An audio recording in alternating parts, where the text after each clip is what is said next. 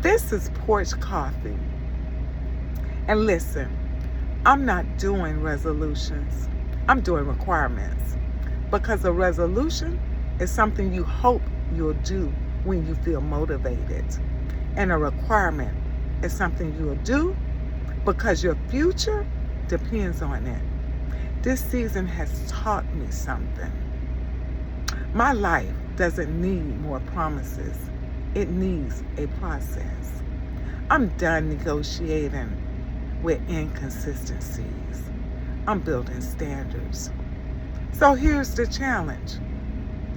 Name one requirement you're doing in 2026 and drop it in the comments.